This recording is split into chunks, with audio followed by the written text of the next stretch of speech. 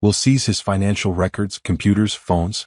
The DA will review everything and decide on charges. I'm anticipating multiple felonies. How long until trial? Months, possibly a year. But the evidence is so strong, I'd expect him to take a plea deal. He's looking at significant prison time if convicted on all counts. Nathan added, I've frozen the joint accounts as of this morning. Cameron won't be able to access any funds. His credit cards are maxed out, and without his medical license he has no income. He's going to be desperate. Which makes him dangerous, Terrence said. Helena, you need to be careful. When men like Cameron lose everything, they sometimes lash out. The restraining order helps, but you should consider additional security. I'm moving out of the house, Helena said. I can't stay there anymore. Too many memories and I don't feel safe. Rachel pulled out another document. I anticipated that. I've arranged for you to stay at a secured apartment building downtown. It has 24-hour doormen and security cameras. You can move in today. What about my things? We'll arrange for movers while Cameron is restricted from the house. Take anything that matters to you. The rest can be dealt with in the divorce settlement. Helena thought about the house she'd loved, the home she'd built, now tainted by Cameron's lies. He can have the house. I don't want it anymore. We'll discuss property division later, Rachel said. For now, focus on your safety and your mental health. This is traumatic, Helena. Don't minimize that. Terrence offered, I have the afternoon free. I can help you move, make sure you're settled. Helena looked at him, this man who'd offered help without expecting anything in return, who'd conducted his investigation with integrity, who'd asked her to dinner when she was ready. She found herself grateful for his presence. I'd appreciate that, she said. They spent the afternoon moving Helena's essentials from the house she'd shared with Cameron. Nathan supervised, documenting everything for the legal case. Helena packed clothes, books, her grandmother's remaining jewelry, personal files. She left behind the furniture Cameron had chosen, the art he'd selected, the life they'd built together. In her home office she found something that made her pause, a photo of their wedding day. She looked young and happy, beaming at the camera, Cameron's arm around her waist. She'd thought that day was the beginning of forever. Do you want to keep it? Terrence asked gently. Helena studied the photo, remembering that hopeful woman who'd believed in love and trust and partnership. No. That person doesn't exist anymore. Either of them. She dropped the photo in the trash and walked out of the house without looking back. The secured apartment was in a modern building near the hospital, small but well appointed. Helena stood in the empty living room, boxes stacked around her, feeling untethered. 3 years of marriage had ended in a single morning. Her entire life had changed in 2 weeks. Are you going to be okay alone? Terrence asked, setting down the last box. I don't know, Helena admitted. I keep expecting to feel relieved or happy or vindicated. Instead I just feel tired. That's trauma. You've been running on adrenaline for weeks, keeping up a facade, gathering evidence, planning your escape. Now that it's done, your body is crashing. Helena sank onto the couch, one of the few pieces of furniture she'd taken from the house. When does it stop hurting? Eventually. Not quickly, but eventually. Terrence sat next to her, maintaining a respectful distance. Helena, you're allowed to grieve. Even though Cameron betrayed you, even though he deserves everything coming to him, you still lost something. The relationship you thought you had, the future you imagined. That loss is real. Tears finally came, weeks of suppressed emotion breaking through. Helena cried for the marriage that never was, for the trust destroyed, for 3 years of her life wasted on a lie. Terrence handed her tissues, patient and quiet, not trying to fix anything or rush her through the pain. When she finally stopped, exhausted and empty, Terrence said, I'm going to order food. You're going to eat something and then you're going to sleep. And tomorrow you're going to start rebuilding. Is it always this hard? Helena asked. Recovery? Sometimes. But you're strong, Helena. You figured out what Cameron was doing and stopped him. Most people never get that far. Most people stay trapped. Terrence met her eyes. You're going to be okay. Better than okay. You're going to thrive. Helena wanted to believe him. And somewhere beneath the exhaustion and pain, she thought maybe she did. That night, alone in her new apartment, Helena received a text from an unknown number. You'll regret this. I'll make sure you regret this. She forwarded it to Detective Chen and Rachel, then blocked the number. Cameron was lashing out, exactly as Terrence had predicted. But he couldn't touch her anymore. The trap had closed, the evidence was gathered, and justice was coming. Helena fell asleep thinking about her grandmother, wondering if Eleanor was proud of her, hoping she'd honored the legacy of strength and strategic thinking that had been passed down to her. Tomorrow would be difficult. The next days and weeks would be full of legal proceedings, investigations, and the slow, painful process of divorce. But she would face it all with her head held high, surrounded by allies, armed with truth. Cameron Brooks had tried to destroy her. Instead, he destroyed himself. And Helena was just getting started on her new life. The next morning, Helena woke to her phone buzzing with notifications. She'd silenced most of her social media, but professional channels were exploding. The medical community was small and gossip traveled fast. By sunrise, everyone knew about Cameron's suspension and the investigation. Helena made coffee in her unfamiliar kitchen, trying to adjust to the new space. It was strange being alone but also liberating. No more walking on eggshells, no more performing happiness, no more lying to herself. Rachel called at 8 a.m. Cameron's attorney contacted me. They want to negotiate. Already? He's panicking. The reality of criminal charges is setting in. His lawyer is pushing for a settlement that would reduce his legal exposure. Rachel's tone was skeptical. They're offering to return the jewelry and pay restitution for the stolen money in exchange for you not pressing charges. No, Helena said immediately. He doesn't get to buy his way out of consequences. That's what I told them. But Helena, you should know, Cameron is claiming you're vindictive, that you're exaggerating the situation because you're hurt about the affair. His attorney is threatening to make the divorce proceedings very ugly. Let him try. We have evidence. He has lies. Good. I wanted to make sure you were prepared for him to fight dirty. He's going to try to paint you as unstable, vengeful, opportunistic. Everything he accused you of being, he'll claim you actually are. Helena thought about the psychiatrist's evaluation, Patricia Wong's documentation, Terrence's investigation. We have more than enough proof of my competence. Let him waste his money on lawyers. At the hospital, Helena walked into a firestorm of attention. Colleagues approached her in hallways, some offering support, others clearly uncomfortable. A few avoided her altogether, which told her everything about who had known about Cameron's behavior and stayed silent. Patricia Wong intercepted her before she reached her office. Helena, the hospital board wants to meet with you. They're concerned about how this situation affects Metropolitan's reputation. What? Cameron doesn't work here. His crimes have nothing to do with this hospital. No, but you do work here and there's concern about. Patricia hesitated. About the appearance of impropriety. Hospital leadership is worried about litigation. Helena felt anger spike. They're worried about being sued? What about worrying about the fact that a physician was systematically committing fraud and insurance scams while targeting his wife? What about worrying that hospital culture enabled this? I agree with you. But I'm giving you a heads up, they're going to suggest you take a leave of absence until the investigation is complete. Absolutely not. I've done nothing wrong. I'm not hiding like I'm the criminal here. I support you, Helena. I want you to know that. And I'll fight for you at the board meeting. But prepare yourself for pushback. The board meeting was exactly as difficult as Patricia predicted. Hospital administrators, liability lawyers, and public relations consultants spent 2 hours suggesting that Helena step back to avoid controversy and protect the hospital's interests. Helena listened, her anger growing colder and more focused with each corporate euphemism. Finally she spoke. Let me be clear about what you're actually suggesting, she said. You want me, the victim of fraud and manipulation, to hide from my professional responsibilities because my victimization might be inconvenient for Metropolitan General's reputation. You want me to take a leave of absence while my husband, the actual criminal, faces consequences. You want to punish me for being targeted.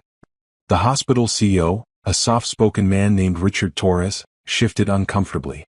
Dr. Brooks, that's not what we're saying. That's exactly what you're saying. And my answer is no.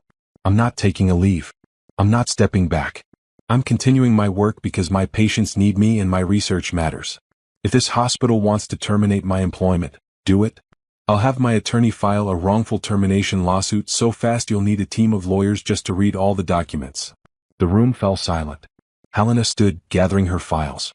I've been a dedicated physician at this hospital for 8 years. My patient outcomes are exemplary. My research brings prestige and funding to Metropolitan General. The fact that my husband turned out to be a criminal reflects on his character, not mine.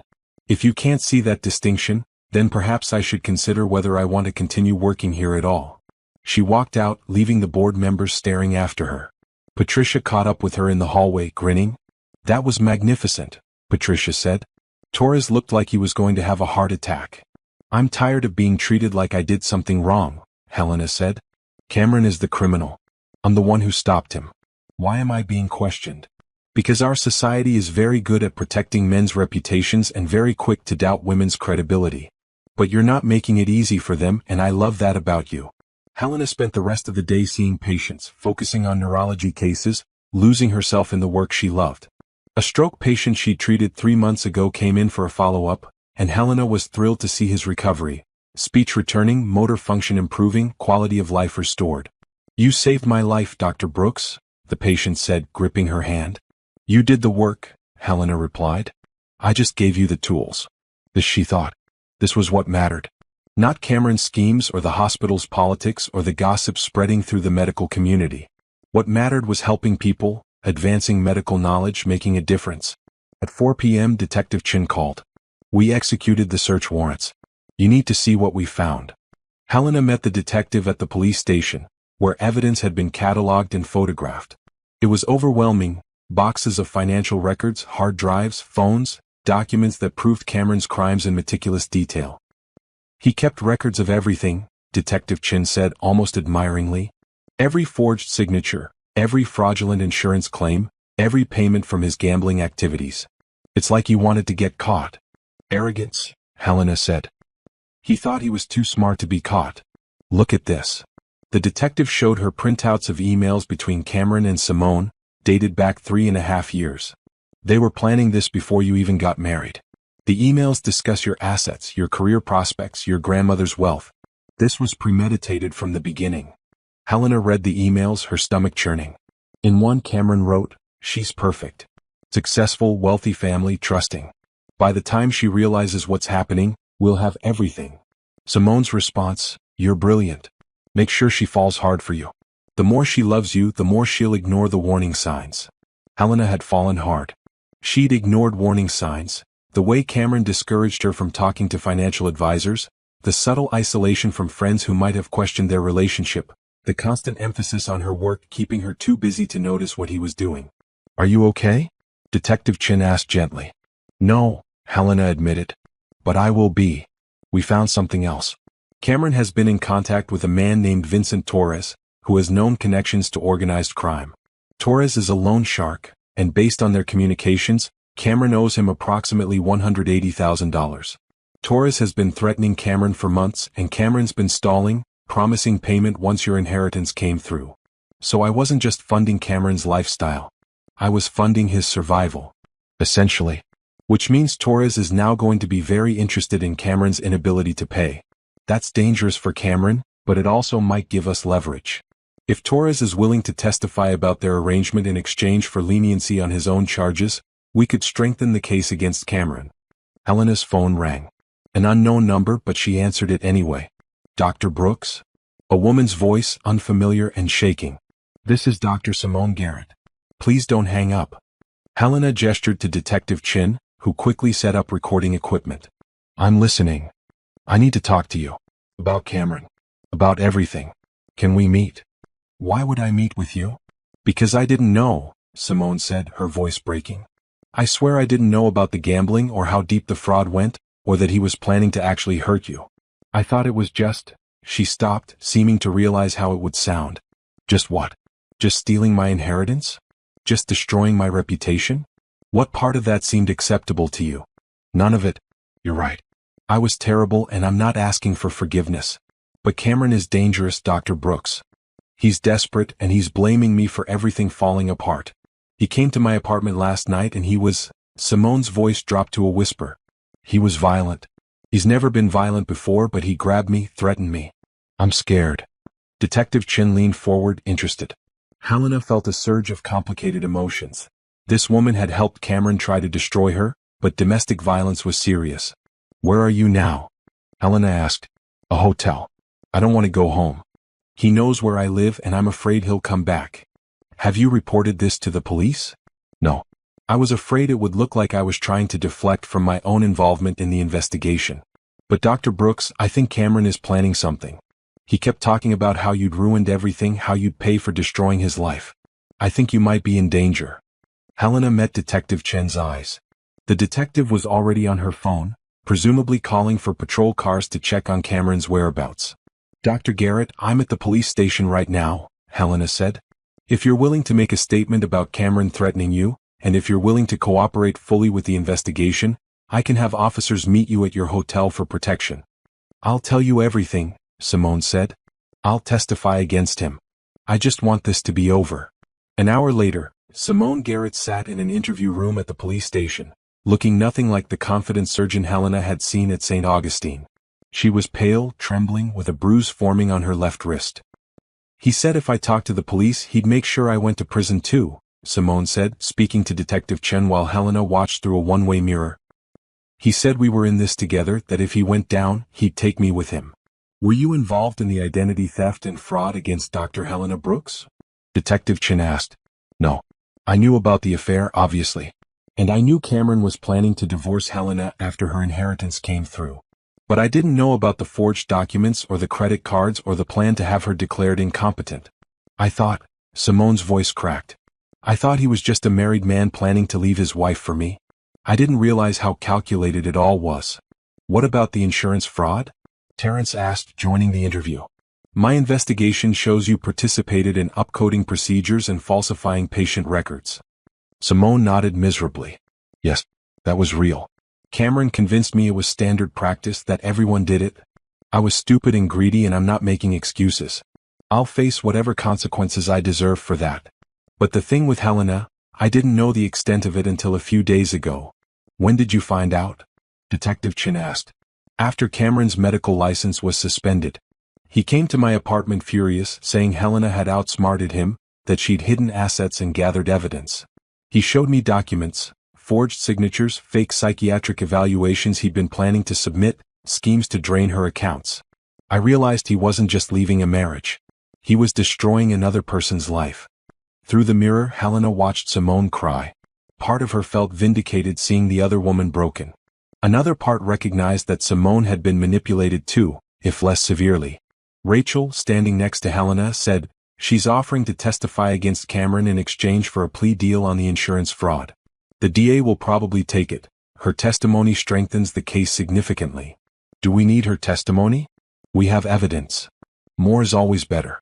And honestly, having his co-conspirator turn on him will devastate Cameron psychologically. He thought he had control over her. Realizing he doesn't will destroy him.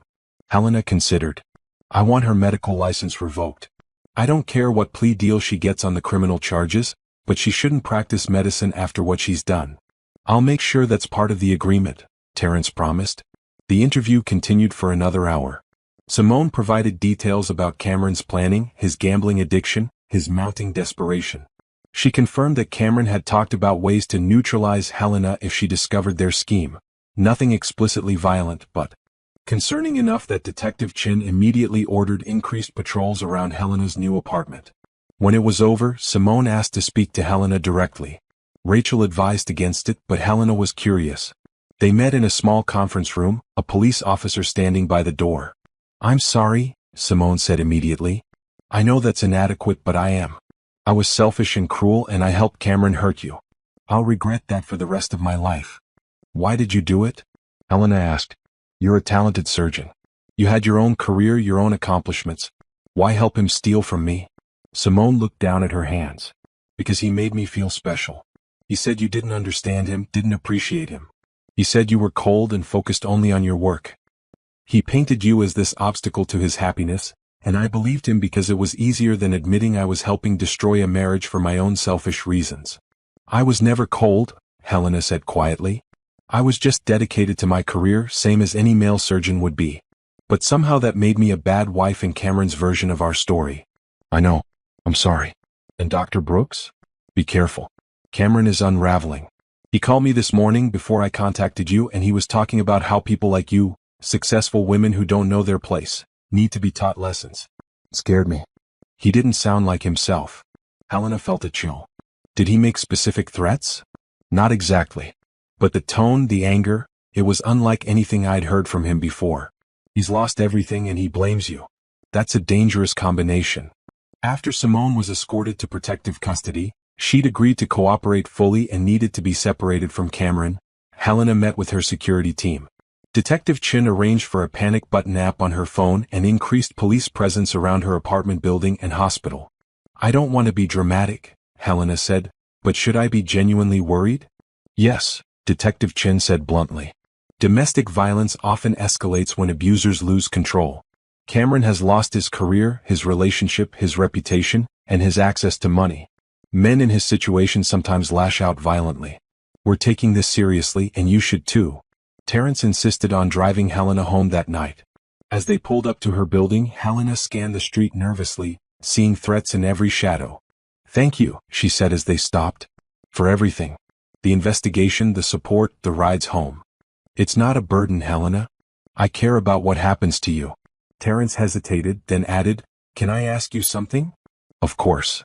When this is over, when Cameron's in prison and you've rebuilt your life, would you consider that dinner I mentioned? Not right away, obviously. But eventually. Helena found herself smiling despite everything. Yes. Eventually, I'd like that very much. Good. Then I have extra motivation to make sure we put Cameron away for a long time. Can't take you to dinner if we're still dealing with legal proceedings. Helena laughed, surprising herself with the sound. After 2 weeks of tension and fear, laughter felt foreign but welcome. Your investigative thoroughness just became very personally motivated. Absolutely. I'm going to build such an airtight case against him that appeals courts will use it as an example of proper evidence gathering. Inside her apartment, Helena locked the door, engaged the deadbolt, and checked every room. Empty, safe, secure. She poured a glass of wine and sat on her couch, processing the day's events. Simone's cooperation meant Cameron's legal situation had deteriorated further. His co-conspirator had turned against him, his violence was documented, his threats were on record. The trap that started with Helena discovering his scheme at St. Augustine was now completely closed. But Simone's warnings nagged at her. Cameron had always been controlled, manipulative but never physically threatening. If he was becoming violent, if he was spiraling into dangerous territory, what might he do? Helena's phone buzzed. A text from an unknown number. You think you've won. You haven't. She immediately forwarded it to Detective Chin, then blocked the number. But more texts came from other numbers, all with similar messages. Cameron was harassing her, trying to intimidate her, refusing to accept his defeat. Detective Chin called within minutes. We're tracking the numbers. They're all burner phones purchased with cash, but we can probably trace the locations they were activated. Helena, I'm sending officers to watch your building tonight. And I want you to carry mace. If Cameron approaches you, don't engage. Run and call 911 immediately. You really think he might try something? I think he's desperate, angry, and has nothing left to lose. That makes him unpredictable and potentially dangerous. Promise me you'll be careful. I promise. Helena didn't sleep well that night, startling at every sound, checking her phone constantly for new threatening messages. The victory of confronting Cameron was being overshadowed by the fear of what he might do in retaliation. But she wouldn't let fear paralyze her. She'd survived his manipulation, exposed his crimes, and reclaimed her life. She wasn't going to let him terrorize her now, no matter how many threatening texts he sent. Tomorrow she would meet with the DA to discuss the criminal charges. She would continue her medical work. She would move forward with rebuilding one day at a time. Cameron Brooks had tried to destroy her. Now she would watch as the justice system destroyed him instead. The district attorney's office was on the 8th floor of the county courthouse, a bureaucratic maze of cubicles and conference rooms that smelled like old coffee and legal documents. Helena sat in a leather chair that had seen better days, surrounded by her legal team, Rachel, Detective Chin, and a prosecutor named Michael Torres who specialized in white-collar crime. We have enough evidence to charge Cameron Brooks with 18 felony counts, Michael said, spreading files across the table. Identity theft, fraud, forgery, conspiracy, insurance fraud, embezzlement. Based on the value of assets involved and the systematic nature of the crimes, we're looking at a recommended sentence of 15 to 20 years if convicted on all counts. Helena tried to process that number. 15 to 20 years. Cameron was 42. He'd be in his 60s when released, his medical career permanently over, his life destroyed. Will he take a plea deal? Rachel asked. Doubtful. His attorney is still claiming Helena is exaggerating the situation, that it's a marital dispute blown out of proportion. They're arguing for dismissal of most charges. Michael's expression was skeptical. It's a losing strategy, but Cameron seems to be in denial about his situation. What about the threats? Helena asked. The texts, the harassment? We're filing for violation of the restraining order, which adds additional charges. But Helena, I need you to understand, men like Cameron often escalate when they realize they're trapped. The threatening messages concern me. I'm recommending you maintain security measures until he's in custody. When will that be? We're moving for remand, arguing that he's a flight risk and a threat to witnesses. The hearing is tomorrow morning. If the judge agrees, Cameron will be arrested and held without bail pending trial. Helena felt relief wash over her. So he'll be in jail? If we can convince the judge. But his attorney will argue he has ties to the community, no prior criminal record, and that the charges are exaggerated. It's not guaranteed. Detective Chen added, we have evidence Cameron contacted several of his gambling creditors trying to negotiate payment plans, which suggests he's not planning to flee. But we also have evidence he's been researching countries without extradition treaties, which suggests he's considered it. He's stuck, Rachel observed. He can't run because he has no money, and he can't stay because he's facing serious prison time. That's when people make desperate choices.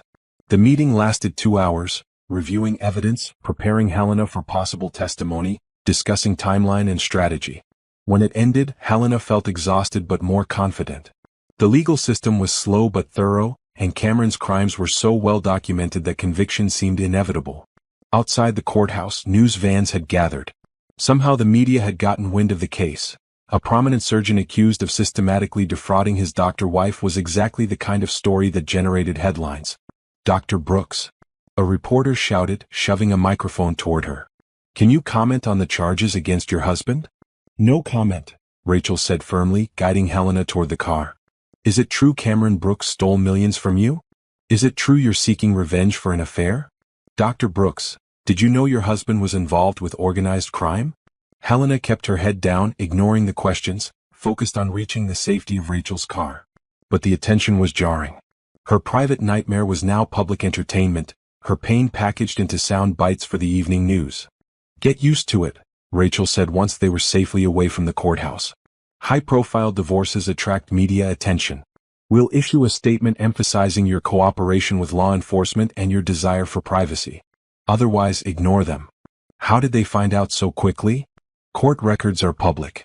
Once charges are filed, reporters check the dockets for interesting cases. A cardiac surgeon accused of defrauding his neurologist wife? That's catnip for local news. At the hospital, Helena was immediately summoned to another meeting with hospital administration. She went with Patricia Wong, who'd become an invaluable ally in navigating institutional politics. Richard Torres, the hospital CEO, looked uncomfortable as Helena entered the conference room.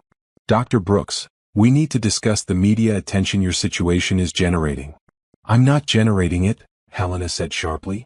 The media is reporting on criminal charges filed against my estranged husband. That's not something I can control. Nevertheless, the hospital's name is being mentioned in connection with the case. We're concerned about our reputation and about the distraction this situation creates for our medical staff. Mr. Torres, with all due respect, my personal legal situation has no impact on my professional performance. I'm still seeing patients, conducting research, fulfilling all my responsibilities. The fact that reporters are interested in my divorce is unfortunate but irrelevant to my work. Patricia jumped in. Helena's patient satisfaction scores remain excellent. Her research is on schedule. Her colleagues have expressed nothing but support. There's no professional justification for penalizing her because of media attention she didn't seek. Torres shifted papers nervously. We're not penalizing anyone. We're simply suggesting that perhaps Dr. Brooks might want to take a brief leave of absence until the immediate media frenzy dies down. No, Helena said firmly. I'm not hiding. I didn't commit any crimes. I'm the victim here, and I'm not going to act like I've done something wrong by going into hiding. Dr. Brooks? Mr. Torres, I've consulted with my attorney about my employment rights. If Metropolitan General takes any adverse action against me based on my status as a crime victim, I will file suit for discrimination and wrongful termination. The hospital will face significant legal liability and PR damage far worse than a few news stories about my divorce. The room fell silent. Torres glanced at the hospital's legal counsel, who nodded slowly. Dr. Brooks is correct. Taking action against her would open the hospital to liability. Torres sighed, clearly unhappy but cornered. Very well. We'll issue a statement supporting you and emphasizing that your personal situation doesn't reflect on your professional competence. But Dr. Brooks, please try to keep the media attention to a minimum. I'm not courting media attention, Mr. Torres. I'm simply refusing to be victimized twice, once by my husband and again by institutional cowardice. She walked out, Patricia struggling not to laugh beside her. You're making enemies in administration, Patricia warned. Good. They should be uncomfortable. Maybe next time a woman reports concerns about a colleague's behavior, they'll take it seriously instead of protecting reputations. That evening, Helena met with Terrence at a quiet restaurant away from the hospital and courthouse. She needed to decompress with someone who understood the investigation but wasn't directly involved in the legal strategy. How are you really doing? Terrence asked after they'd ordered. Honestly, I'm angry, Helena admitted.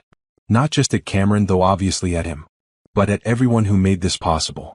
The hospital administrators who prioritize reputation over accountability.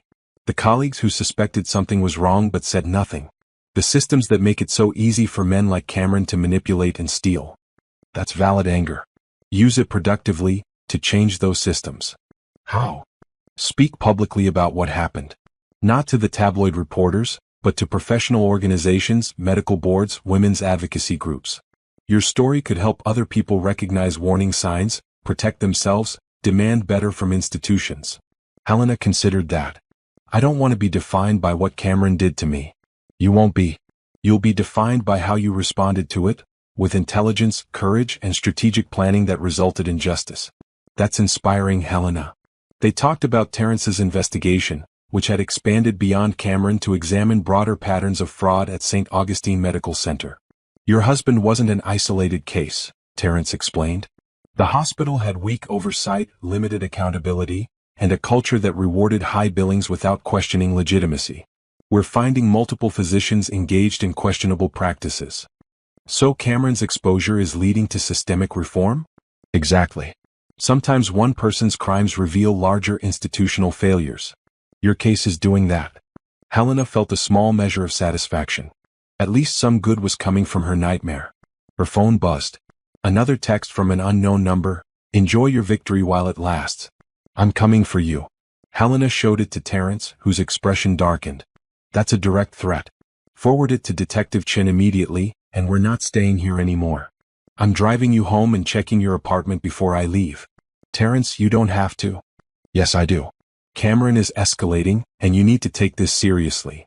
They left the restaurant quickly, Terrence alert and protective. At Helena's apartment building, he insisted on checking every room, every closet, verifying windows were locked and security systems were active. I'm fine, Helena insisted, though she appreciated his concern. You're probably fine. But if Cameron does something stupid and I didn't take basic precautions, I'd never forgive myself. Terrence paused at her door. Call me if anything else happens. Anything. I don't care what time it is. After he left, Helena tried to focus on medical journals, on research data, on anything besides Cameron's threats. But every sound in the building made her jump. She checked the security feed on her phone constantly, watching the hallway outside her apartment. At midnight, her phone rang. Rachel's number. Cameron's attorney just called me, Rachel said without preamble. They want to negotiate. Cameron is willing to plead guilty to reduced charges in exchange for testifying against his gambling creditors and avoiding trial. What reduced charges? They're suggesting misdemeanor fraud, restitution, probation. No jail time. Absolutely not, Helena said immediately. He doesn't get to avoid prison after what he's done. I told them we'd reject it. But Helena, you should know, they're threatening to make the trial ugly.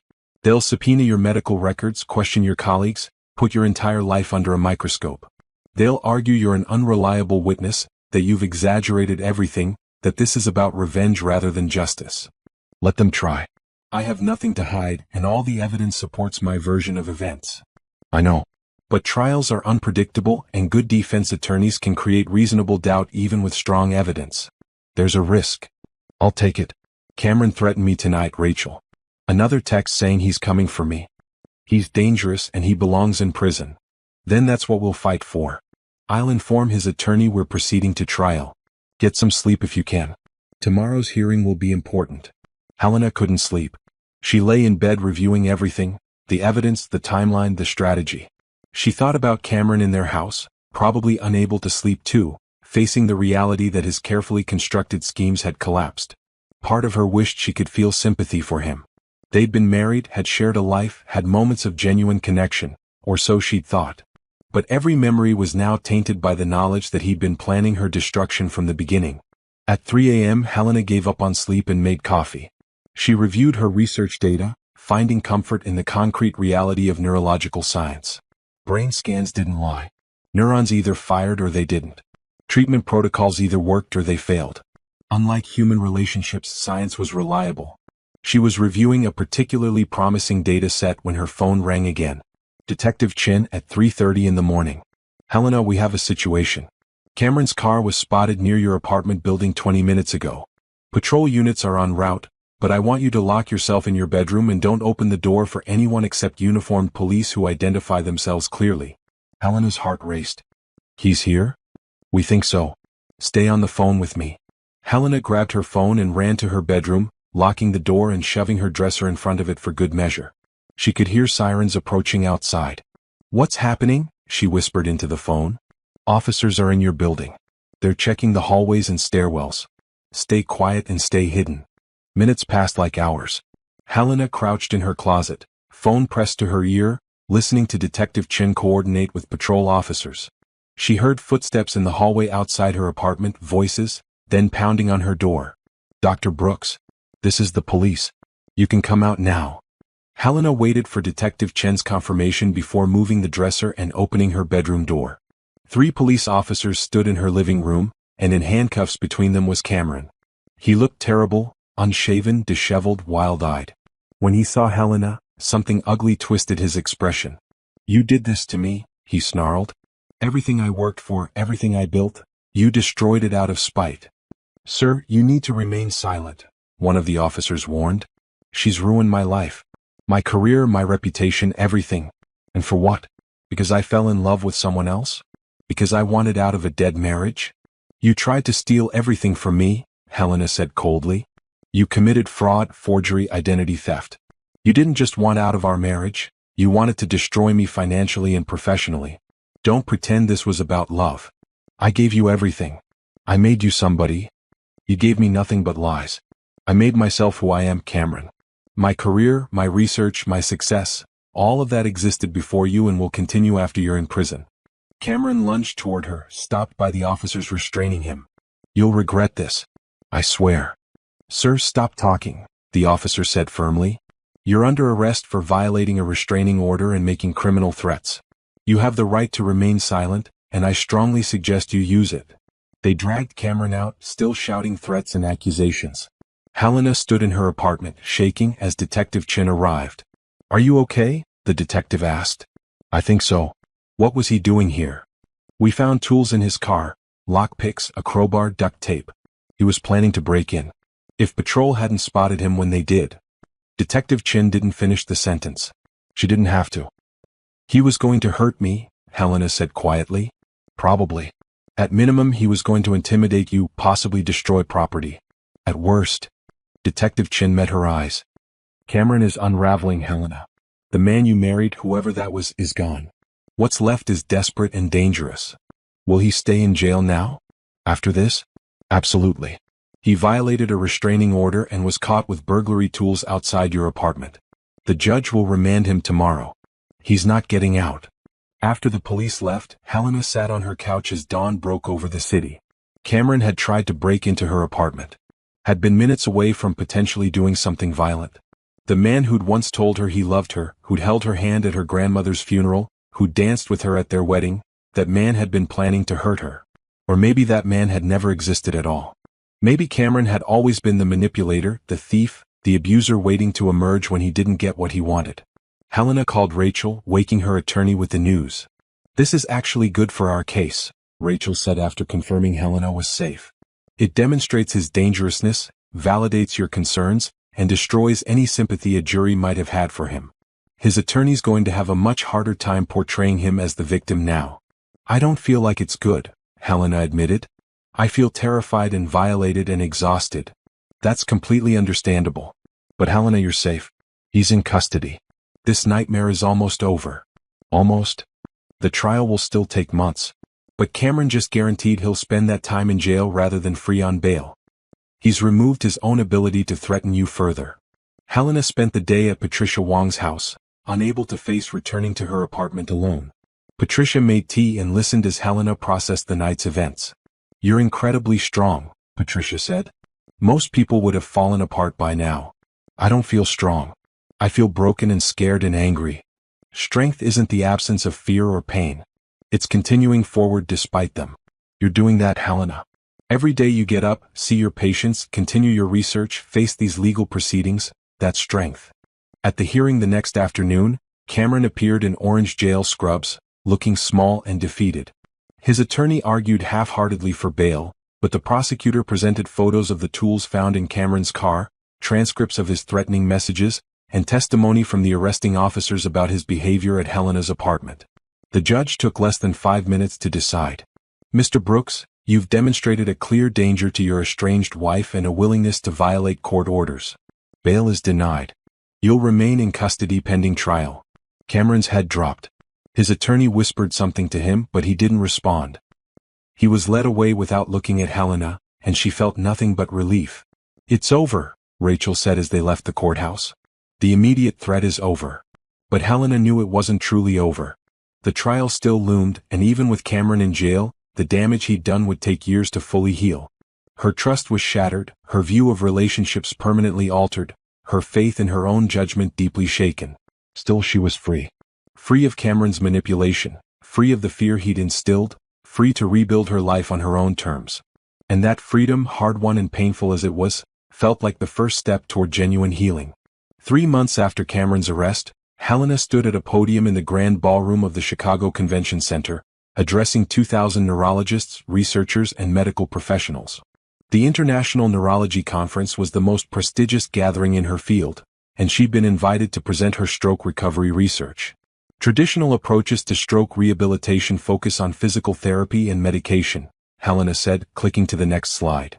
"What our research demonstrates is that targeted neural stimulation combined with specific pharmaceutical interventions can actually regenerate damaged brain tissue at a cellular level." She showed brain scans, before and after images that told a remarkable story. Patients who'd been told they'd never regain function showing dramatic improvement. Speech returning. Motor skills restored. Lives transformed. The audience was rapt, and Helena felt a surge of pride. This research, 4 years of her life, countless hours in the lab, hundreds of patients studied, represented her true self. Not the woman who'd been deceived by Cameron, but the scientist who'd dedicated her career to helping people. After her presentation, Helena was surrounded by colleagues asking questions, proposing collaborations, expressing admiration for her work. Dr. Anthony Kim from Stanford wanted to discuss joint clinical trials. Dr. Rebecca Santos from Johns Hopkins offered to help with grant applications. A pharmaceutical company representative slipped Helena her card, suggesting a meeting about potential commercial applications. Terrence found her after the crowd dispersed, carrying 2 glasses of wine from the reception. "You were brilliant," he said, handing her a glass. "Thank you for coming. I know conferences aren't your favorite. Your presentation was worth it. Helena, this research is revolutionary. You're going to change how we treat stroke patients worldwide." They found a quiet corner of the reception hall, away from the networking crowds. Terrence and Helena had been seeing each other casually over the past months. Dinners, movies, long conversations about medicine and ethics and life. Nothing official, just 2 people enjoying each other's company while Helena healed from her nightmare marriage. "How are you feeling about the trial?" Terrence asked. "It starts in 2 weeks. Helena's smile faded slightly. "Nervous. Ready for it to be over. Cameron's attorney is still trying to get evidence suppressed, still claiming I'm vindictive and unreliable. It's exhausting. Rachel says the case is strong. Cameron's own emails and financial records prove everything." "I know. But there's always a chance something goes wrong, that a jury doesn't believe me, that Cameron finds a way to escape consequences." Helena took a sip of wine.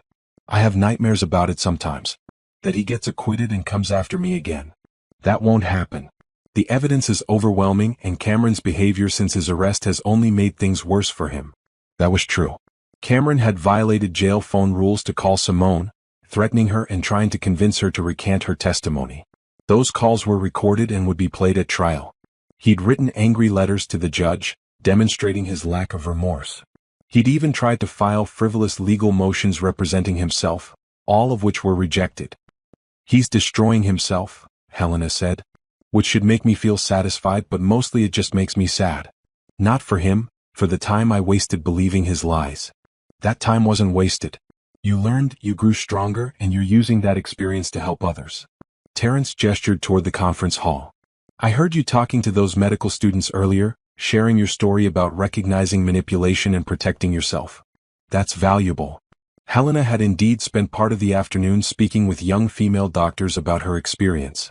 She'd been careful not to make it sensationalistic, focusing instead on practical advice. Keep separate finances, trust your instincts, document concerns, don't ignore red flags. "One of them told me her boyfriend has been pressuring her to give him access to her bank accounts," Helena said. "She's only 26, just starting her residency. I gave her Rachel's number and told her to get a prenup if they married. You probably saved her from a Cameron-level situation." "I hope so. I keep thinking about how many other women might be in similar circumstances, being manipulated by partners who see them as financial opportunities rather than people." They talked for another hour until the reception wound down and conference attendees began drifting away. Terrence walked Helena to her hotel room, a companionable silence between them. "Can I ask you something?" Helena said as they reached her door. "Always. When did you realize you had feelings for me? Not just professional respect, but actual feelings." Terrence smiled. "Honestly? About 2 years ago at a medical ethics symposium. You gave a presentation on patient autonomy and end-of-life care. You were so passionate, so articulate, so deeply committed to doing right by patients. I remember thinking, that's someone I'd like to know better. But you were married and I assumed happily so." "I thought I was happily married too," Helena said quietly. "Shows what I knew. You're not responsible for Cameron's deception. He fooled everyone, colleagues, friends, even his own family. Did you suspect anything was wrong when you started investigating him?" "Not initially. I was looking at insurance fraud patterns, not personal relationships. But as I dug deeper, I started noticing discrepancies, expensive purchases he couldn't afford on his salary, behavior that suggested he was under financial pressure. I wondered if his wife knew about his money problems." Terrence paused. "When I realized you were his wife, I was shocked. You seemed so competent, so intelligent. I couldn't understand how someone like Cameron had fooled you. Intelligence doesn't protect against manipulation. If anything, it makes you more confident in your judgments, which makes it easier to ignore red flags. That's remarkably self-aware." "I've had a lot of therapy over the past 3 months," Helena said with a rueful smile. "Dr. Martinez is very good at making me examine my assumptions about relationships and trust.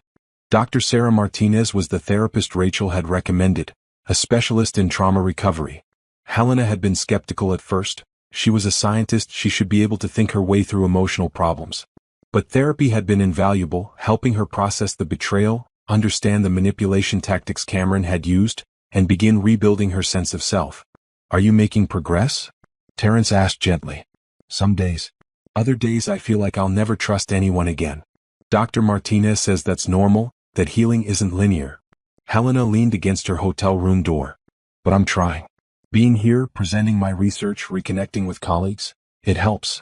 It reminds me I'm more than what Cameron tried to reduce me to. You were always more than that. He just tried to make you forget it." They stood close in the hotel corridor, and Helena felt a pull toward Terrence that was both exciting and terrifying. She wanted to invite him into her room, wanted to explore whatever was developing between them. But she also needed to be careful, to move slowly, to not rush into something she wasn't ready for. "Ask me to dinner again," she said suddenly. "The dinner you mentioned months ago when this started. Ask me now." Terrence smiled. "Dr. Helena Brooks, would you have dinner with me? Not as colleagues, not as professional allies, but as two people who genuinely enjoy each other's company and want to see where that might lead." "Yes," Helena said simply. "I would like that very much." They made plans for the following evening, then said goodnight. Helena entered her hotel room feeling lighter than she had in months. She'd presented groundbreaking research, made professional connections, and taken a step toward personal healing by agreeing to genuinely date Terrence. Her phone buzzed with a text from Rachel. "Cameron's attorney contacted me. They want to offer another plea deal, 10 years in exchange for guilty pleas on major charges, no trial." "Thoughts?" Helena considered. 10 years was significant, but less than the 15 to 20 the prosecutor was recommending. However, it would mean no trial, no risk of acquittal, guaranteed consequences for Cameron's crimes. She texted back, "What do you recommend?" Rachel's response came quickly, "Normally I'd say take it. Trials are risky and this guarantees he's punished. But our case is exceptionally strong and I think we can get the full sentence. Your call." Helena thought about Cameron in that jail cell, probably calculating his odds, trying to find an angle, still believing he could manipulate the system. She thought about the tools he'd brought to her apartment, the threats he'd made, the 3 years of systematic deception. "Reject it," she texted. "I want the full trial. He needs to hear every piece of evidence against him, face the full weight of what he's done. 10 years isn't enough." "You're sure?" "I need to know you're prepared for what a trial involves." "I'm sure. Let's finish this properly." Helena set down her phone and looked out at the Chicago skyline. Tomorrow she'd have dinner with Terrence.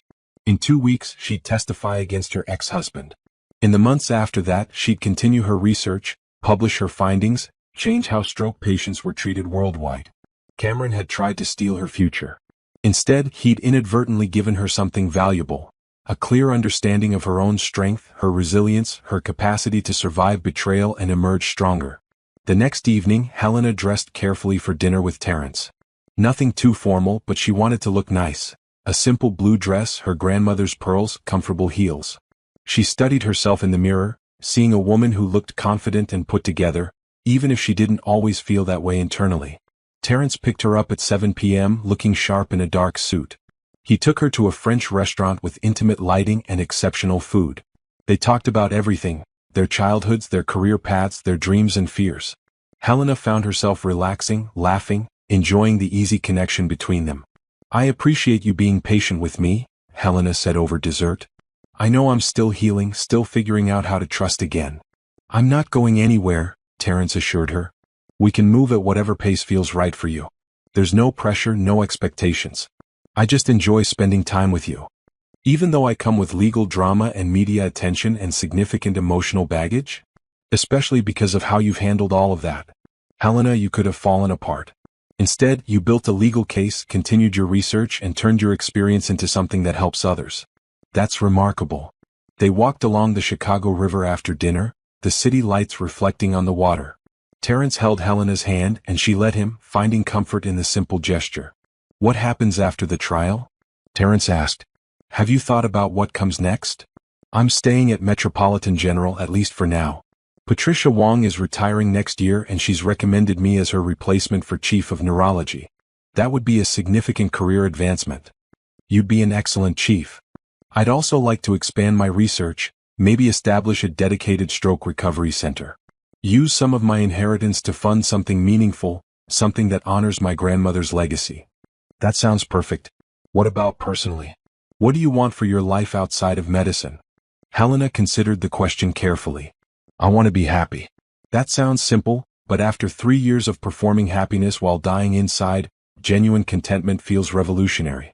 "I want relationships built on honesty. I want a home that feels safe. I want to trust my own judgment again." "Those are good goals. What about you? What do you want?" Terrence was quiet for a moment. "Professionally, I want to continue doing meaningful work. Investigating medical fraud, holding physicians accountable, protecting patients. Personally?" He squeezed her hand gently. "I want to see where this goes. With you. No pressure, no rush, just seeing if what I feel when I'm with you might develop into something lasting." Helena stopped walking, turning to face him. The Chicago River flowed past them, the city hummed with late-night energy, and for the first time in months, she felt genuinely hopeful about her romantic future. "I'd like that too," she said. "To see where this goes." Terrence kissed her then, gentle and patient and respectful of her boundaries. Helena let herself enjoy the moment, pushing away thoughts of Cameron and trials and betrayal. This was new, this was different, this was based on mutual respect rather than manipulation. They returned to the conference hotel, making plans to have breakfast together before Helena's flight home. Standing in the hotel lobby, Terrence said, "Thank you for tonight. For trusting me enough to try this." "Thank you for being worth trusting," Helena replied. Back in her room, Helena received an email from the pharmaceutical company that had approached her at the conference. They were offering substantial funding for her stroke recovery research, enough to establish a proper clinical trial, hire additional researchers, and potentially bring her treatment to market within 3 years. Helena drafted a response accepting their offer, then opened her laptop to work on a research paper she'd been drafting. The words flowed easily, her mind clear and focused. Science was her foundation, her constant, her truth in a world that had proven unreliable. But for the first time since discovering Cameron's betrayal, she felt like maybe her personal life could be built on solid ground too. Maybe trust could be rebuilt. Maybe love could exist without manipulation. Maybe, despite everything Cameron had tried to destroy, Helena's future could be even brighter than her past. She worked until midnight, then slept peacefully for the first time in months, dreaming not of courtrooms and confrontations, but of research breakthroughs and second chances and the possibility of genuine happiness. The trial began on a cold November morning, 6 months after Helena had discovered Cameron's betrayal at St. Augustine Medical Center. The courtroom was smaller than she'd imagined, more bureaucratic than dramatic, with fluorescent lighting and worn benches that had seen decades of legal proceedings. Helena sat in the front row behind the prosecution table, flanked by Rachel and Patricia Wong, who'd taken time off work to support her. Across the aisle, Cameron sat with his public defender, his own money exhausted on legal fees before he'd been forced to accept court-appointed representation. He looked different. Thinner, with prison pallor and the defeated posture of someone who'd finally accepted his situation. When he glanced at Helena, there was no anger in his eyes anymore. Just emptiness. The jury selection had taken 3 days.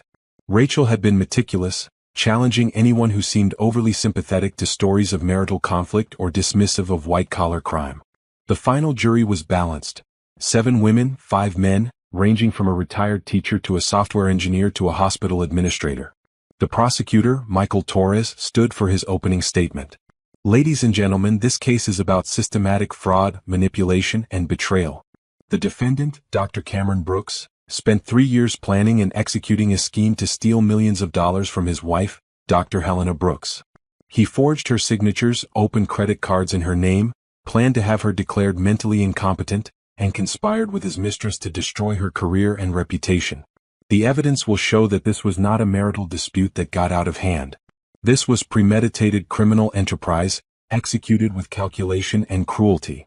Michael outlined the charges, the evidence, the witnesses who would testify.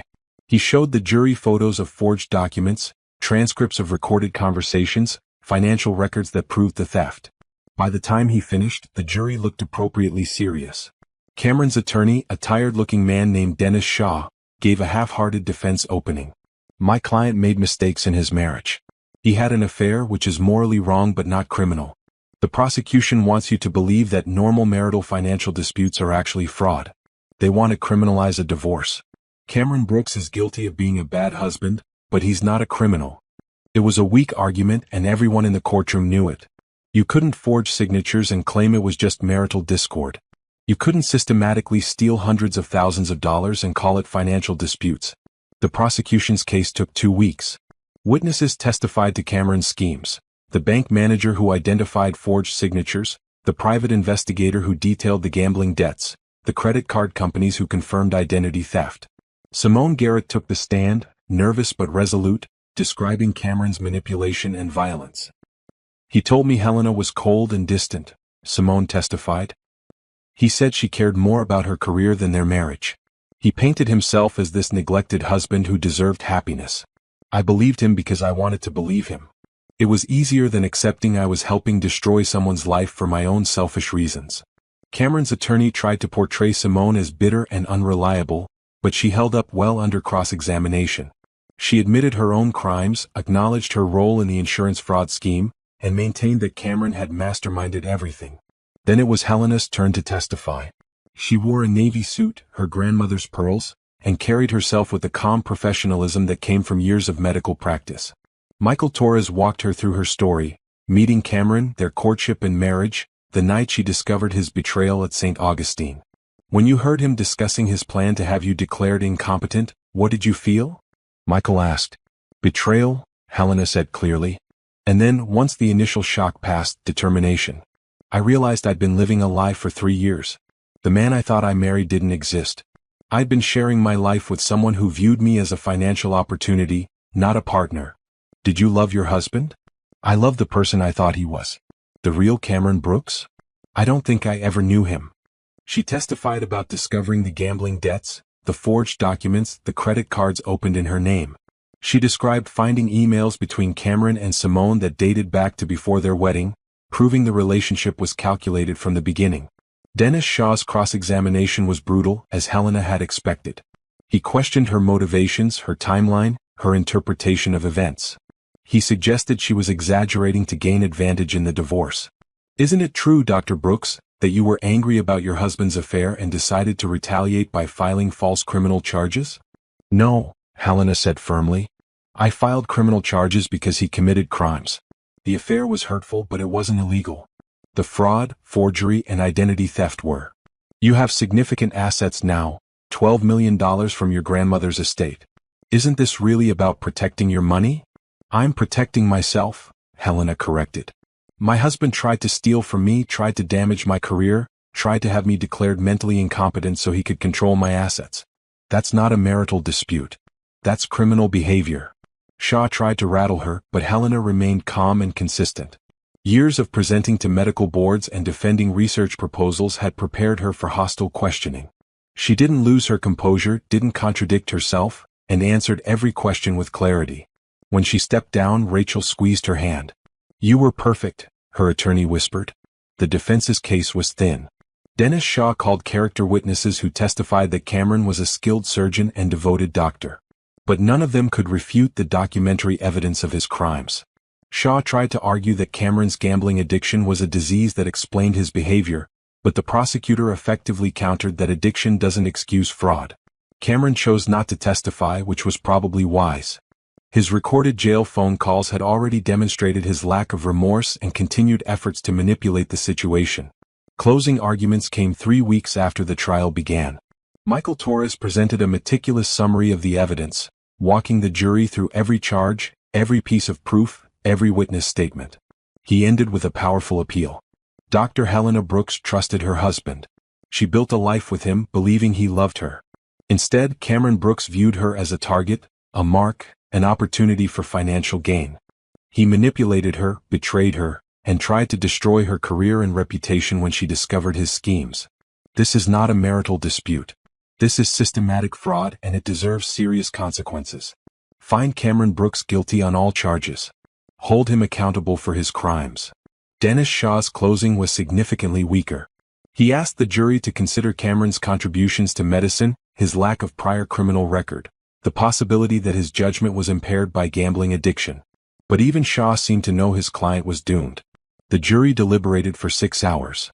Helena waited in a conference room with her legal team, trying to read medical journals but mostly just staring at the pages. When the bailiff called them back to the courtroom, her heart pounded so hard she could barely breathe. The jury foreman, a middle-aged woman who worked as an accountant, stood to read the verdict. On the charge of identity theft in the first degree, we find the defendant guilty. On the charge of fraud in the first degree, we find the defendant guilty. On the charge of forgery, guilty, guilty, guilty. 18 felony charges, 18 guilty verdicts. Cameron's head dropped as each one was read. His attorney put a hand on his shoulder, but Cameron didn't respond. Helena felt tears streaming down her face, but they weren't tears of sadness. They were relief, vindication, the release of 6 months of tension. Rachel hugged her tightly. Patricia was crying too. Across the courtroom, Helena saw Terrence watching with quiet satisfaction. The judge scheduled sentencing for 3 weeks later. Cameron was led away in handcuffs, still not looking at Helena, disappearing through a side door to return to jail. "It's over," Rachel said. "You won." Sentencing day was almost anticlimactic after the drama of the trial.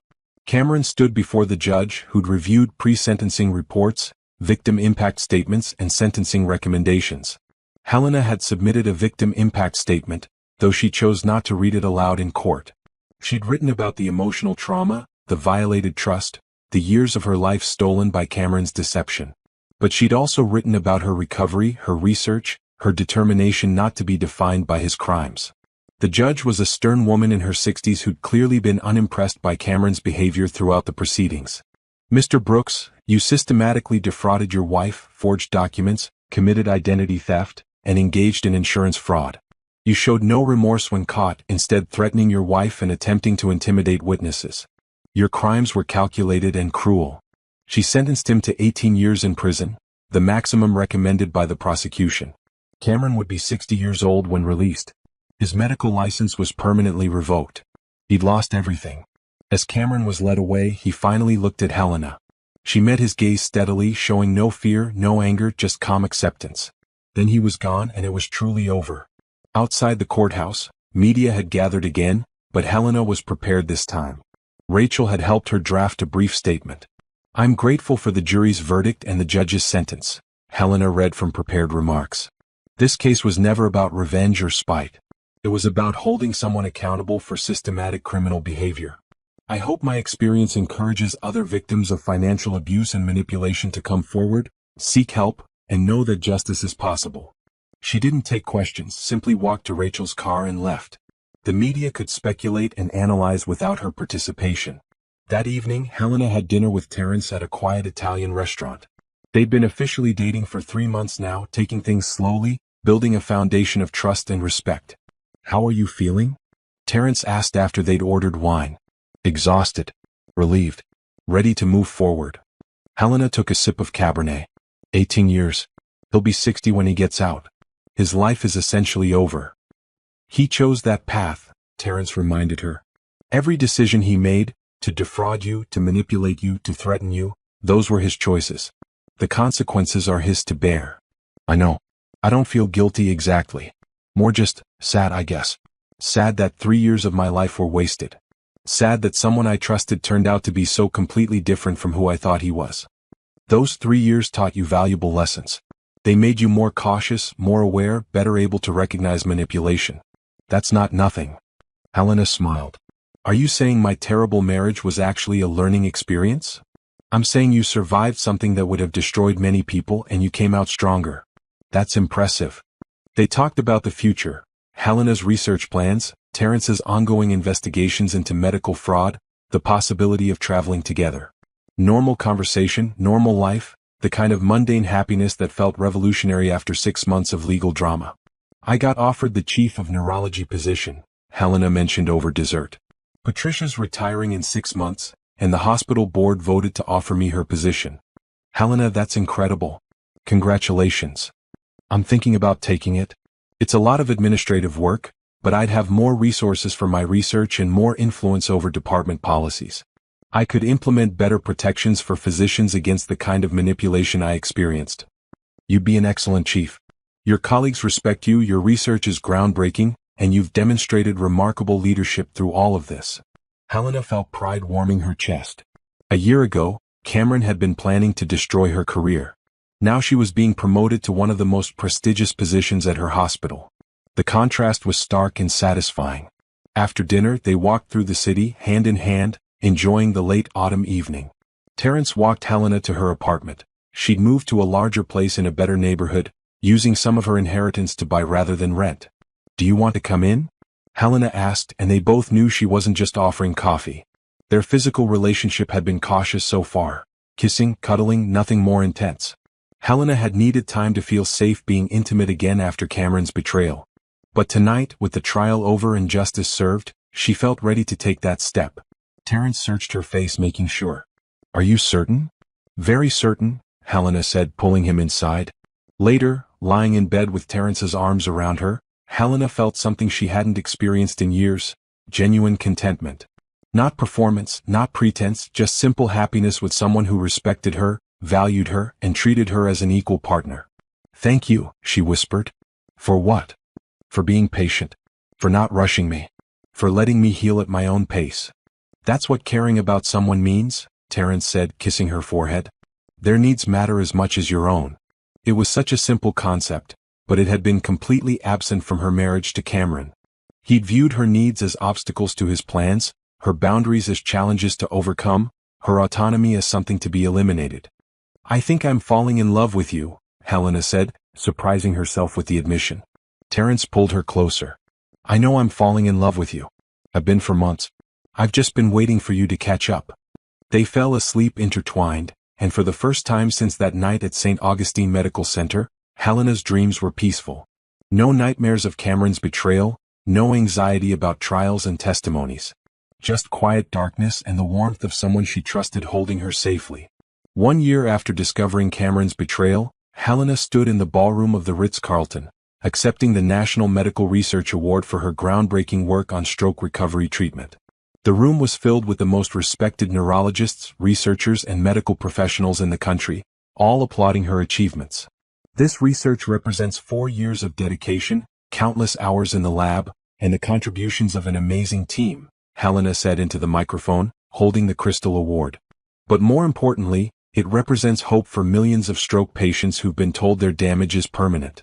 Our clinical trials have shown that targeted neural stimulation combined with our pharmaceutical protocol can restore function previously thought impossible to recover. This is just the beginning. She saw Terrence in the audience, beaming with pride. Next to him sat Patricia Wong, now officially retired but still Helena's mentor and friend. Rachel Montgomery was there too, having become more than just an attorney, a genuine friend who'd guided Helena through the darkest period of her life. The research had been featured in every major medical journal. Pharmaceutical companies were competing to fund expanded trials. Universities wanted Helena to give lectures. She'd been offered positions at Johns Hopkins, Stanford, and Harvard, though she'd turned them all down, choosing to stay at Metropolitan General where she was now chief of neurology. Her grandmother's inheritance had been put to good use. Helena had established the Eleanor Brooks Foundation for Medical Ethics, which provided funding for research into preventing physician fraud and protecting vulnerable patients. She'd also endowed scholarships for women pursuing careers in neurology, hoping to support the next generation of female doctors. Cameron, meanwhile, was 3 months into his 18-year sentence at a medium-security prison upstate. Helena had received one letter from him, forwarded through her attorney. She'd burned it without reading it. Whatever he wanted to say, she didn't need to hear it. Simone Garrett had pled guilty to insurance fraud and received 3 years probation plus community service. Her medical license had been permanently revoked. Last Helena heard, Simone was working as a pharmaceutical sales representative, a dramatic come down from being a surgeon but better than prison. The divorce had been finalized 6 months ago. Helena had kept her grandmother's inheritance, her research patents, and most of their joint assets. Cameron's debts had been his alone. She'd sold the house they'd shared, too many bad memories, and bought a modern townhouse near the hospital that felt entirely hers. After the award ceremony, there was a reception where Helena networked with colleagues and discussed future research directions. But she kept glancing at Terrence, wanting to escape the professional obligations and just be with him. They'd moved in together 3 months ago, after dating for 9 months. It had been Helena's suggestion. She'd been ready to build a real partnership with someone who treated her as an equal. Terrence's apartment had become their apartment, filled with medical journals, research papers, and the comfortable clutter of 2 busy professionals sharing space. "Can we leave?" Helena whispered to Terrence when she finally got close enough. "I've done my professional duty. I want to go home." "Absolutely. Let me grab your coat." They slipped out quietly, leaving the celebration behind. In the car, Helena kicked off her uncomfortable heels and sighed with relief. "How does it feel?" Terrence asked as they drove through the city. "Winning the biggest research award in your field?" "Surreal. A year ago, I was discovering my husband was trying to destroy my career. Now I'm being honored for the work he tried to steal." Helena shook her head. "It's almost funny how completely his plans backfired." "Karma is real," Terrence said. "Cameron thought he was so clever, but his arrogance was his downfall. He couldn't conceive that you'd be smart enough to catch him and strong enough to fight back. He underestimated me. A lot of people underestimate women in medicine. They see us as nurturing and assume that means weak. They forget that being a doctor requires steel under the compassion." At home, they changed into comfortable clothes and opened a bottle of champagne to celebrate Helena's award.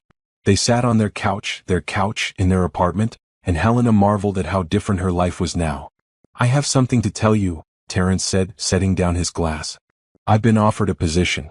Director of Medical Ethics Investigations for the entire state. It's a significant promotion, more authority to investigate fraud and hold physicians accountable." "Terrence, that's wonderful. When do you start?" "That's the thing. They want me to start in 3 months, which means I'd need to make a decision soon. But Helena, I want you to know, if you're not comfortable with me taking this, if it would create conflicts with your work or put pressure on our relationship, I'll turn it down." Helena set down her own glass and took his hands. "Terrence Morgan, you are not turning down your dream job because of me. You've worked toward this your entire career. Of course you're taking it. But we're building a life together. Your opinion matters. My opinion is that you should absolutely take the position. You're brilliant at investigating medical fraud, and you'll make a real difference in that role. I'm proud of you. She kissed him. And I love that you asked, but your career is just as important as mine. We'll make it work. They talked logistics. Terrence's new schedule would be demanding, but not more so than Helena's responsibilities as chief of neurology. They'd both be busy, both be challenged, both be growing professionally. But they'd face it together as genuine partners. I want to ask you something else, Terrence said, his tone shifting to something more serious.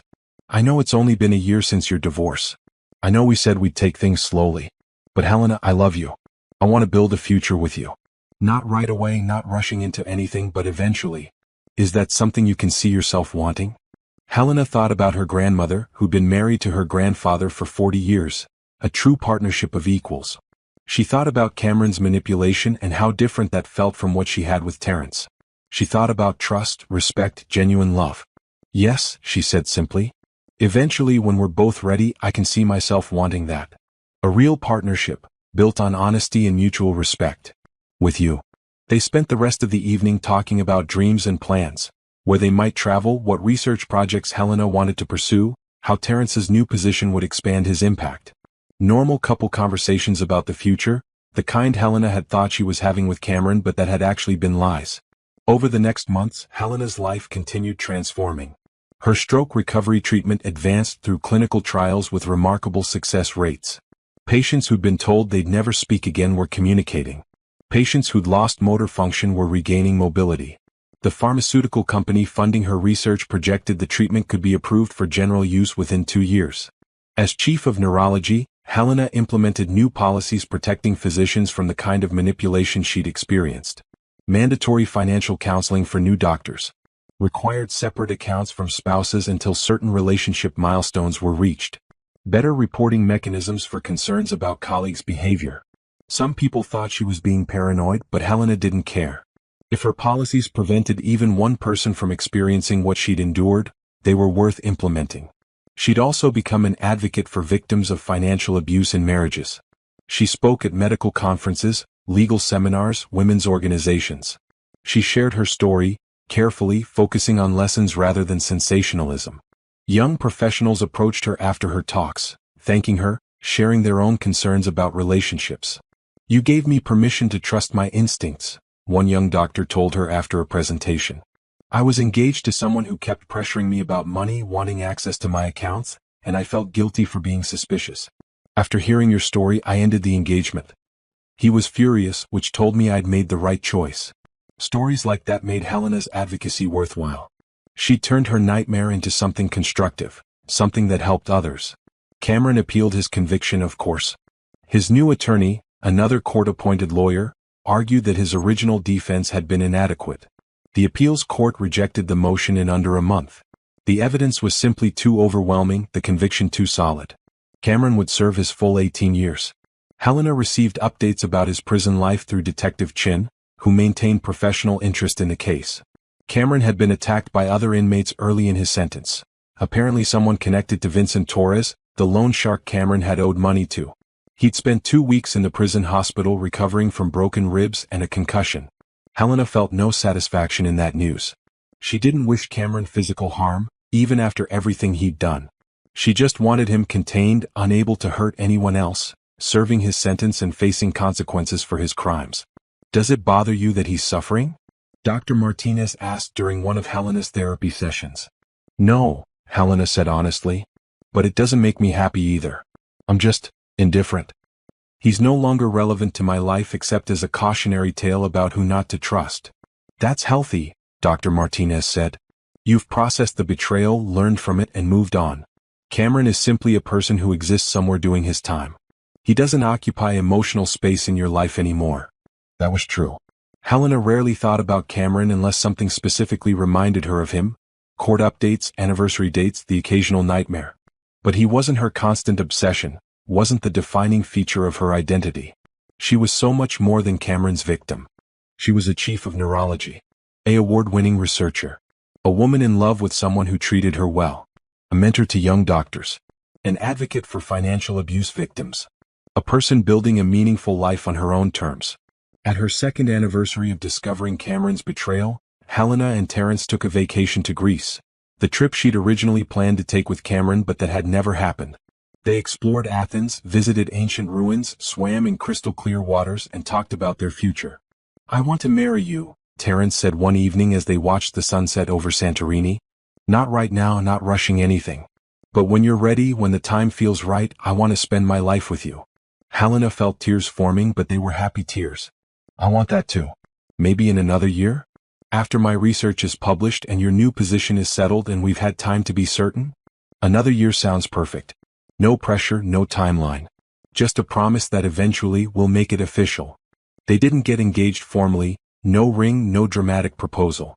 Just a mutual agreement between two people who loved each other and wanted to build a future together. It felt right, felt natural, felt completely different from Cameron's manipulative courtship. Looking back, Helena could see all the red flags she'd missed with Cameron. The way he'd rushed their relationship, pushing for marriage after just a year. The way he'd isolated her from friends and family, keeping her too busy to notice his schemes. The way he'd controlled financial information, always having excuses for why she couldn't access certain accounts. With Terence, everything was transparent. They discussed finances openly, kept separate accounts by mutual agreement, made major decisions together. He encouraged her friendships, supported her career, celebrated her successes without jealousy. This was what partnership actually looked like, not performance but reality. Helena's grandmother would have been proud, she thought. Eleanor had built an empire through intelligence and determination. She'd protected her assets carefully. She'd seen through Cameron's charm to his true nature. And she'd left Helena not just money, but a legacy of strength and strategic thinking that had ultimately saved her. The Eleanor Brooks Foundation was thriving, funding research and supporting young female doctors. Helena visited the foundation headquarters regularly, meeting scholarship recipients, reviewing grant applications, carrying forward her grandmother's vision of a medical field where women could thrive without being exploited. "Your grandmother must have been remarkable," Terence said once after Helena showed him photos of Eleanor from her medical school graduation in 1965, one of 3 black women in a class of 200. "She was. She faced discrimination I can't even imagine, but she never let it stop her. She built a life on her own terms and made sure I could do the same." Helena studied the photo, seeing the determination in young Eleanor's eyes. "I think she'd be happy with how I handled Cameron. She taught me to fight smart, not just fight hard." "You definitely fought smart. Cameron never saw you coming." Helena laughed. "No, he really didn't. He thought I was too trusting, too focused on my work, too naive to catch him. His arrogance made him careless." "His loss is my gain," Terence said, kissing her. "If Cameron hadn't been so spectacularly terrible, you'd still be married to him." "True. Though I would have preferred to figure out his awfulness without the fraud and threats and trial." "Fair point." They spent the rest of their Greek vacation being completely present. No thoughts of Cameron, no dwelling on the past, just enjoying each other and the beautiful setting. It felt like closing a chapter and beginning a new one. When they returned home, Helena dove back into work with renewed energy. Her research was entering the final phase before FDA approval. She was training new residents, mentoring young doctors, building the neurology department into something exceptional. And every day she came home to someone who loved her genuinely, respected her completely, and supported her unconditionally. Not because he wanted something from her, but because that's what love actually looked like. Cameron had tried to destroy her. Instead, he'd inadvertently set her free to build something far better than what she'd lost. And that freedom, that genuine happiness, was the best revenge of all. 2 years after discovering Cameron's betrayal, Helena stood at the altar of a small chapel overlooking the Hudson River. She wore a simple ivory dress, elegant but not ornate, perfectly suited to the intimate ceremony she and Terence had planned. No elaborate production, no hundreds of guests, just 30 people who truly mattered. Patricia Wong was her maid of honor, beaming with pride. Rachel sat in the front row with her family. Detective Chen had come, having become a friend over the course of the investigation and trial. Colleagues from the hospital, researchers Helena had collaborated with, scholarship. Recipients from the Eleanor Brooks Foundation. People who represented her real life, her genuine relationships. Terence stood waiting for her, handsome in a navy suit, his eyes bright with emotion. His family filled the other side of the chapel, warm, welcoming people who'd embraced Helena without reservation. "You look beautiful," Terence whispered as Helena reached him. "You look pretty good yourself," she whispered back. The ceremony was brief and meaningful. They'd written their own vows, promising honesty, respect, equality, and support. No generic pledges about obeying or serving, just two people committing to genuine partnership. I promise to trust you with my vulnerabilities, Helena said, and to earn your trust every day. I promise to be your partner in all things, celebrating your successes and supporting you through challenges. I promise to build a life with you based on honesty and mutual respect. I promise to honor your independence while offering my partnership, Terrence replied. I promise to support your dreams while pursuing my own. I promise to love you not for what you can give me, but for who you are.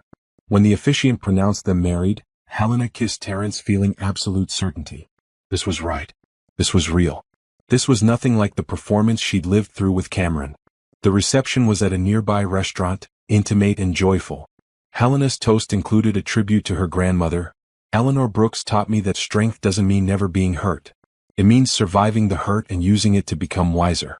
She would have loved Terrence, and I think she'd be proud of how I handled the past 2 years. There was dancing, laughter, genuine celebration. Several colleagues approached Helena to tell her about the impact her advocacy had made. Relationships ended before they became abusive, prenups signed, red flags recognized.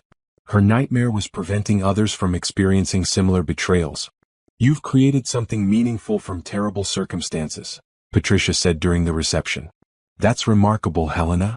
I had good teachers, Helena replied, squeezing Patricia's hand. You showed me how to be strong in a male-dominated field. My grandmother showed me how to protect myself. Rachel showed me how to fight back. I just followed their examples. As the evening wound down, Helena and Terrence slipped away from the celebration to have a quiet moment alone on the restaurant's terrace. The Hudson River flowed past, the city lights reflecting on dark water. How are you feeling? Terrence asked, holding her close. Happy. Genuinely, completely happy. Not performing happiness, not pretending, actually content with my life. Good. That's all I want for you. They talked about their honeymoon, a research trip to Japan where Helena would present findings at an international neurology conference, and they'd also get to explore Tokyo and Kyoto. They talked about their future. Maybe children eventually, maybe not, but definitely continuing to build their careers and support each other's ambitions. I got an interesting call yesterday, Helena said. From the MacArthur Foundation. Apparently I'm being considered for a MacArthur Fellowship. Helena. That's incredible. The Genius Grant. It's just consideration, not a guarantee. But if I got it, the funding would allow me to expand my research significantly. I could establish a whole institute dedicated to neural regeneration. You deserve it. Your work is revolutionary. Helena leaned against him, feeling grateful for everything that had brought her to this moment. Even the terrible parts, discovering Cameron's betrayal, going through the trial, rebuilding her life from scratch, had taught her valuable lessons and made her stronger. Do you ever think about him? Terrence asked quietly. Cameron? Rarely. He's just serving his sentence, becoming whoever people become in prison. I heard through Detective Chen that he's been working in the prison library, teaching other inmates to read. It's almost ironic, he's finally helping people without ulterior motives, but only because he's locked up and has no other options. Do you forgive him? Helena considered that question carefully. I don't know. Forgiveness feels like it requires him to have genuinely changed, to understand what he did wrong and regret it. I'm not sure he's capable of that level of self-awareness, but I don't actively hate him anymore either. He's just irrelevant to my life. That's probably healthier than forgiveness anyway. They returned to the reception for the final dances, then left in a shower of rose petals, biodegradable ones, because Helena insisted even her wedding respect environmental concerns. They spent their wedding night at a hotel overlooking Central Park, making love and talking until dawn about their dreams and plans. The next months were busy but fulfilling. Helena's stroke recovery treatment received FDA approval faster than expected, with clinical results so strong that regulators fast-tracked the process. Pharmaceutical companies began manufacturing the medication while medical equipment companies produced the neural stimulation devices. You're going to save lives, Terrence told her after the approval was announced. Millions of stroke patients worldwide will benefit from your research. That was always the goal. Not fame or money or recognition, just helping people. Helena smiled. Though the MacArthur Fellowship would certainly make funding easier. She found out she'd won the fellowship 2 weeks later. $625,000 over 5 years, with no strings attached, pure research funding to use however she chose.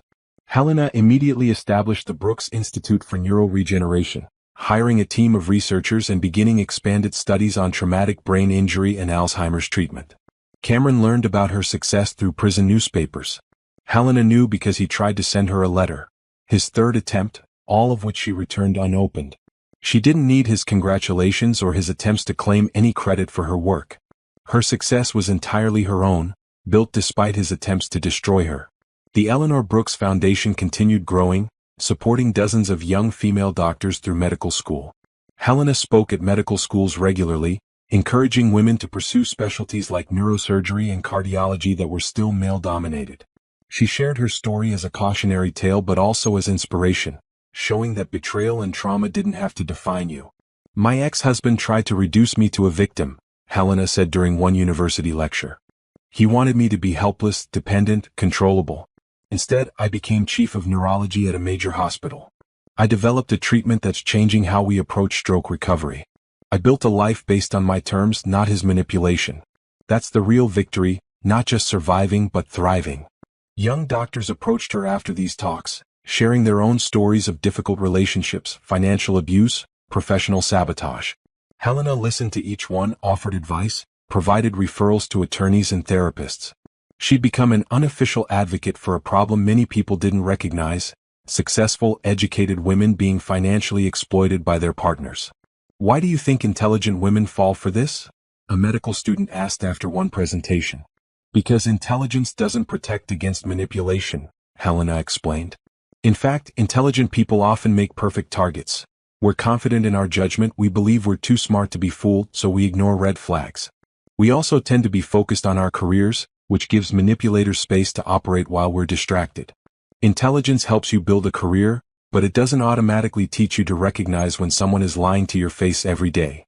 At home, Helena and Terrence built a life that was everything her marriage to Cameron hadn't been: honest, equal, supportive. They maintained separate finances with joint accounts only for shared expenses. They made major decisions together, genuinely together, with both opinions valued equally. They celebrated each other's successes without jealousy. When Terrence was offered a position as National Director of Medical Fraud Investigations, a huge promotion that would require relocating to Washington, D.C., he discussed it with Helena for weeks before making a decision. "It's an incredible opportunity," Helena said. "You should take it. But your research is here. Your position as chief of neurology is here. The institute you founded is here. So we figure it out. Maybe we keep an apartment here and one in D.C. Maybe I can do remote administration for the institute and fly in for important meetings. Maybe we make it work because your career matters as much as mine." They did make it work, establishing 2 homes and splitting time between cities. It wasn't always easy, but it was built on mutual respect and genuine partnership. When one of them needed to prioritize work, the other supported that. When one needed support, the other provided it without resentment. This, Helena thought often, was what marriage should look like. Not performance, not control, not manipulation. Just 2 whole people choosing to build a life together while maintaining their individual identities. 3 years after discovering Cameron's betrayal, Helena received an invitation to speak at a conference on financial abuse in professional relationships. The organizers wanted her to share her story alongside other high-profile cases: a tech executive whose husband had embezzled from her company, a lawyer whose wife had forged documents to steal her partnership shares, an artist whose boyfriend had stolen her intellectual property. Helena accepted, seeing it as an opportunity to reach more people. The conference was held in San Francisco, packed with attorneys, therapists, financial advisors, and advocates. Helena's presentation was detailed and practical, walking the audience through warning signs, protection strategies, and recovery steps. "The most important thing I learned," Helena concluded, "is that abuse doesn't always look like violence. Sometimes it looks like a charming person who claims to love you while systematically destroying your financial security and professional reputation. If someone in your life is pressuring you about money, isolating you from support systems, or making you doubt your own judgment, those are red flags. Trust your instincts. Document concerns. Protect yourself." After her presentation, a woman in her 30s approached Helena, crying. "Thank you," she said. "I've been with someone for 5 years who does exactly what you described. I thought I was paranoid. Your story made me realize I'm not crazy, he's manipulating me." Helena gave her Rachel's contact information and the number for a financial abuse hotline. "Get help. Get documentation. Get free. You deserve so much better. Conversations like that reminded Helena why she'd chosen to be public about her experience. Yes, it was uncomfortable having her personal trauma discussed in professional settings.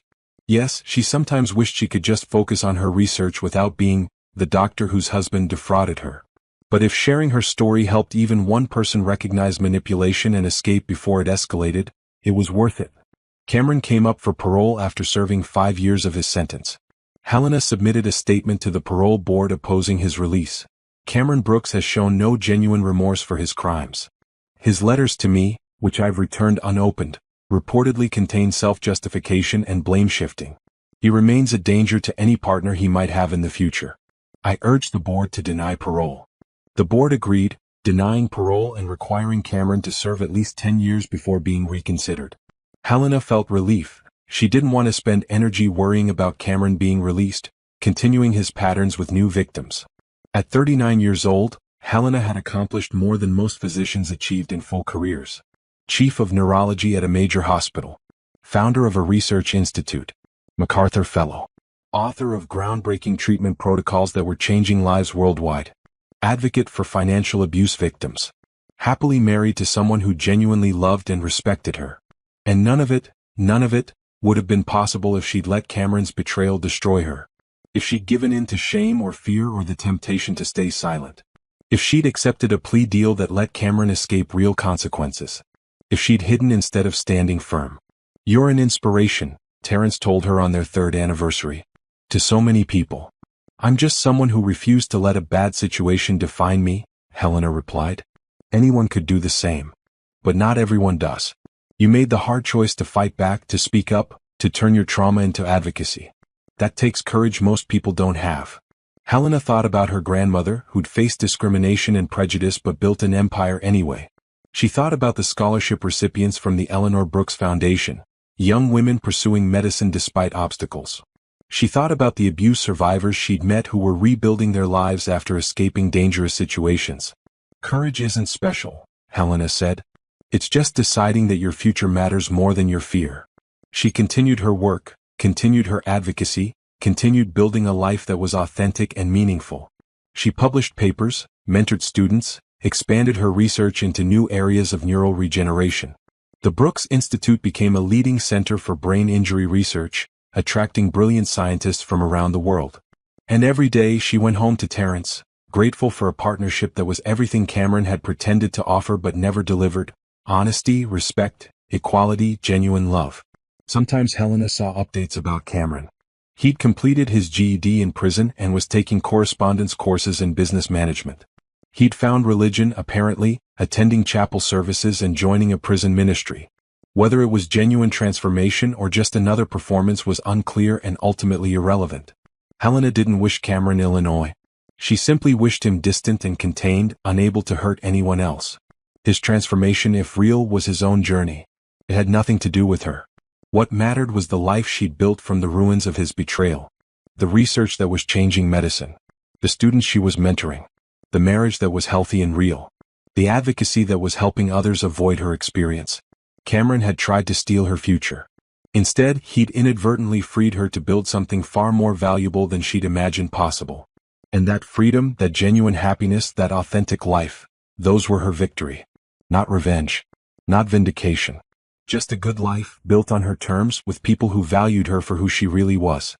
And sometimes, late at night, Helena would think about that moment at St. Augustine Medical Center when she'd overheard Cameron's plan. The shock, the betrayal, the devastating realization that her marriage was a lie. She'd thought that moment was the worst of her life. Instead, it had been the beginning of her liberation. The trap Cameron set had broken open the cage of her false marriage and set her free. Helena smiled in the darkness, Terrence sleeping peacefully beside her, grateful for every hard lesson learned, every battle fought, every victory earned. She was Dr. Helena Brooks, Chief of Neurology, researcher, innovator, advocate, wife, survivor, and her future was limitless.